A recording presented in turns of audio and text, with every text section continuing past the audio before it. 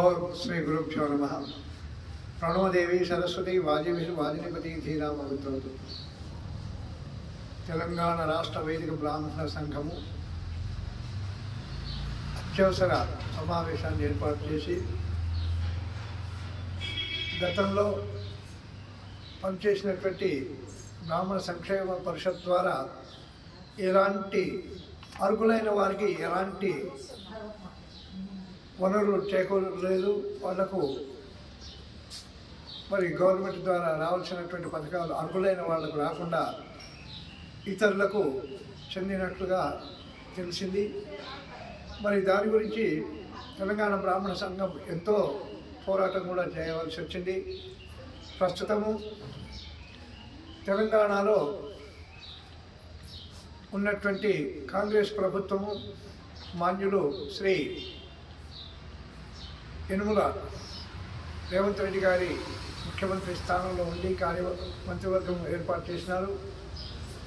వారు ఎన్నో 6 గ్యారెంటీలను పెట్టి ఎన్నో సంక్షేమ పథకాలు చేస్తున్నందుకు వారికి ప్రప్రథమంగా శుభాకాంక్షలు తెలియజేస్తూ, మరి ఎందరికో చేసేటువంటి మేలును బ్రాహ్మణులైనటువంటి మాకు మీరు తప్పకుండా ఏదైనా ఒక దారి చూపించాలి. మేము కూడా సమాజంలో ఒక భాగమే కాబట్టి మాకు రావాల్సినటువంటి నిధులు కానివ్వండి, బ్రాహ్మణ కార్పొరేషన్ ఏర్పాటు చేసి అర్హులైనటువంటి వాళ్లకు ఇండ్లు, ఉద్యోగాలు, అదేవిధంగా మరి ఏదైనా ప్రభుత్వ ఉద్యోగాలలో నియమించడము, వ్యాపారం చేసుకుంటామన్నటువంటి వాళ్లకు లోన్లు ఇప్పించడము, విద్యార్థులు పై విద్యలకు విదేశాలకు వెళ్ళే వాళ్ళకు కానీ ఈ దేశంలో ఉండి చదువుకునేటువంటి వాళ్ళకు కానీ ఇవ్వడము, ముఖ్యంగా గ్రామాల్లో ఉన్నటువంటి బ్రాహ్మణోత్తములకు జీవనోపాధి చాలా కరువైపోయి పట్టణాలకు ఎగబడడం జరుగుతుంది. కాబట్టి ఏ విధంగా అయితే మీరు ఇతరులకు వృద్ధాప్య పింఛన్లు ఇస్తున్నారో అదేవిధంగా బ్రాహ్మణులకు కూడా వైదిక బ్రాహ్మణ పురోహితులకు నెలకు ఒక 6,000 రూపాయల చొప్పున ఇచ్చినట్టయితే బాగుంటుంది. ఒక్కసారి పెద్ద మనసుతో మీరు ఆలోచన చేసి మరి ఈ వసతులన్నీ కల్పించాలని సభాముఖంగా మేము తీర్మానం చేసి తమరికి విన్నవించడం జరుగుతుంది. ఇకపోతే వైదిక బ్రాహ్మణులు ఎంత అగచాట్లు పడుతున్నారో మీకు కూడా తెలుసు.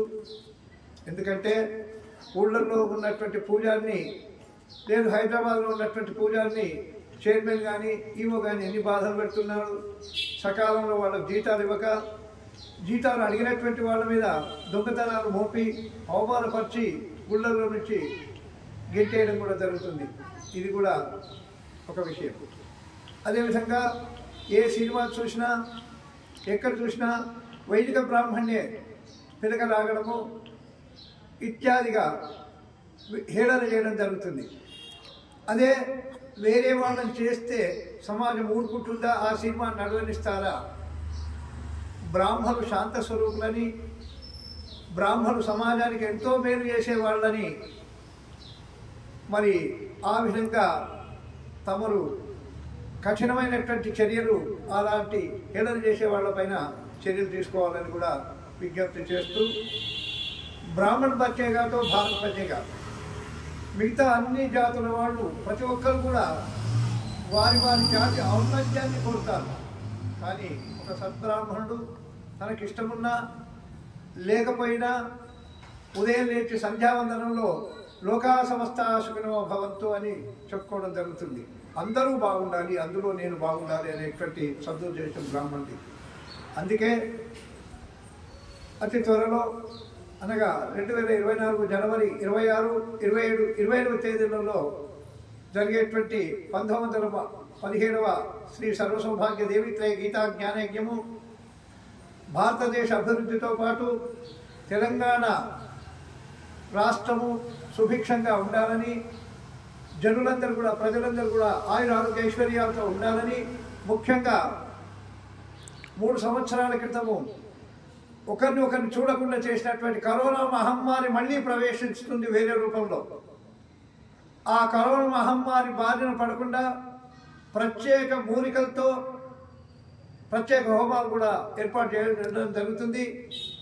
ఈ హోమానికి పూర్తి మద్దతుగా తెలంగాణ బ్రాహ్మణ వేదిక సంఘము, అదేవిధంగా శ్రీ విద్యా శక్తిపీఠము సంపూర్ణమైనటువంటి సమన్వయంతో పనిచేయడం జరుగుతుంది. ఈ యజ్ఞానికి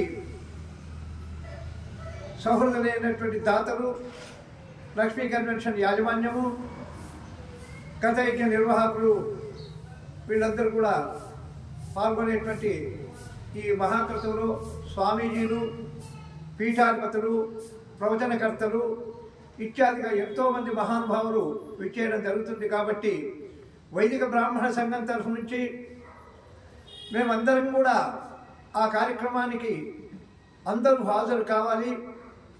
లోకా సంస్థ సుఖనోభవంతు. అదేవిధంగా ఆ కార్యక్రమంలో రెండవ రోజు అనగా 27వ తేదీ తెలంగాణ బ్రాహ్మణ వేదిక పరిషత్తు ప్రత్యేక సమావేశాన్ని కూడా ఏర్పాటు చేసుకోవడం జరుగుతుంది.